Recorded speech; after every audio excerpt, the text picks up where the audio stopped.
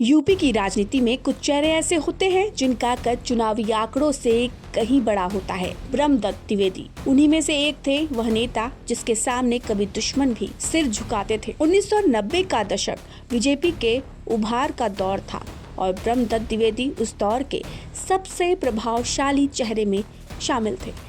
हालात ऐसे थे कि बड़े छोटे नेता उनसे दोस्ती को अपना राजनीतिक कवच मानते थे। सत्ता पक्ष ही नहीं, विपक्ष में भी उनका अलग सम्मान था।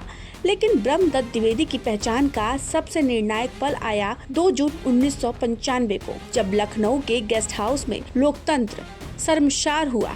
मायावती द्वारा समर्थन वापस लेने से नाराज सपा विधायकों और अतीक अहमद जैसे बाहुबली नेता ने गेस्ट हाउस को घेर लिया।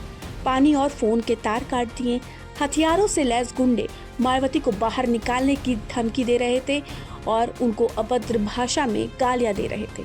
तभी एंट्री होती है ब्रह्मदत्त द्विवेदी की। मायावती को बचाने वाले ब्रह्मदत्त द्विवेदी ही थे जो अपने गेस्ट हाउस से निकलकर अकेले सपा के गुंडों से भिड़ गए थे। उन्होंने अकेले ही सपा समर्थित गुंडों का सामना किया और मायावती की जान की ढाल बनकर खड़े हो गए।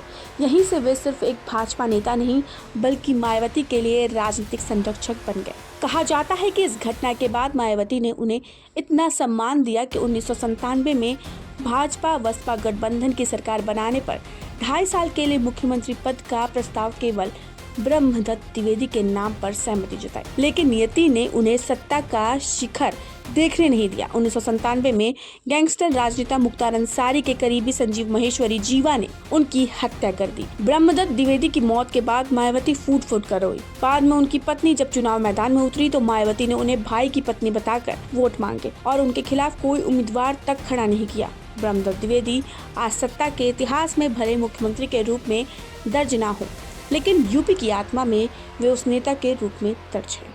आप अपनी राय कमेंट सेक्शन में जरूर बताएं।